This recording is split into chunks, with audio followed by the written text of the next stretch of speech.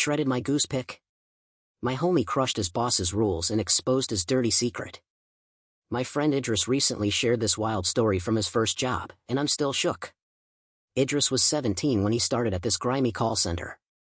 Back home, he's got a whole crew of geese in his yard. He's obsessed with them, treats them like pets, and has a favorite named Blinchik, Russian for pancake. He brought a little wallet-sized photo of Blinchik to work, just to keep his spirits up in that depressing dump. But his boss, Dave, saw it and flipped out. Dave had this hardcore rule: no personal items on your desk. It's about professionalism. Meanwhile, his own desk was a trash heap: old mugs, random figurines, even some rusty fish statue. Idris says Dave had these weird tics. He'd go from passive-aggressive whispers to fake nice vibes in a heartbeat. Total oddball. Anyway, Dave clocked the goose photo and went nuclear. He made Idris rip it to shreds in front of everyone, muttering about rule-breaking. Idris, just a 17-year-old kid, froze. He had no clue how to stand up for himself back then and just did it. He says he almost cried but held it together so he wouldn't look weak in front of the team. Blinchik's photo was toast, and Dave smirked like he'd just won something. Idris wasn't letting it slide. Dave want me to obey? I'll maliciously comply with him. Next day, he rolled in with nothing: no pen, no notepad, no headset. When Dave asked what the deal was, Idris hit him with, "You said no personal items." "I'm waiting for the company to hook me up." Dave lost it, but Idris doubled down. "It's your rule." The team jumped in, half of them stopped bringing their stuff too, and the whole operation tanked. Customers were raging on the phones, calls were dropping, and Dave was scrambling to make everyone work normal. Eventually, he caved and mumbled, "Fine, bring what you need, just keep it low-key." Idris came back with a fresh Blinchik photo and slapped it on his desk. Dave didn't say squat. But it gets crazier. A couple weeks later, Dave tried to fire Idris for insubordination. Idris, now sharper, had recorded the whole no personal items freakout on his phone, legal where we're at, and sent it to HR with a rundown of Dave's hypocrisy. HR didn't axe Dave, but they gave him a slap on the wrist, and he chilled out. Then the real bomb hit. Turns out Dave had been skimming cash from the petty cash box for years, small grabs, but steady. Idris says he cooked up the rule obsession to keep everyone stressed and off his trail. He'd snag money from the drawer, supposedly for coffee, paper, office junk, and mark it as office needs. It added up to a hefty chunk, though no one's dropped an exact number. His weird mix of passive-aggressive jabs and over-the-top strictness kept newbies like Idris too spooked to dig deeper. That photo meltdown? Idris figures Dave was just flexing to throw everyone off his scent. Dave got busted when a senior coworker noticed the office expenses weren't lining up. They canned him, and later even filed charges.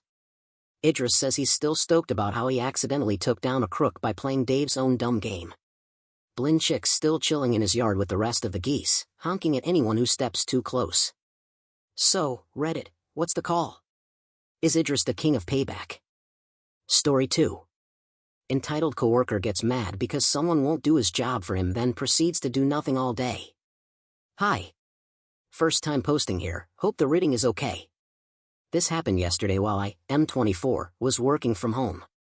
I work in the IT department alongside a few others.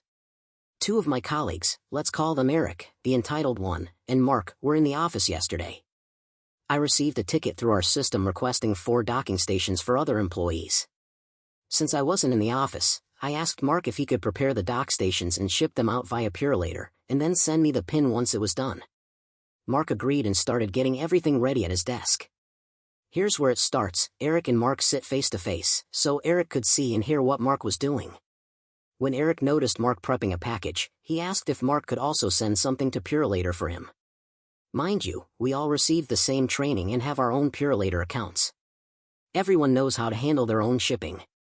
Mark politely declined, saying he was already working on my request and Eric could handle his own, like we're all supposed to. Eric wasn't having it. He went back to his desk all grumpy.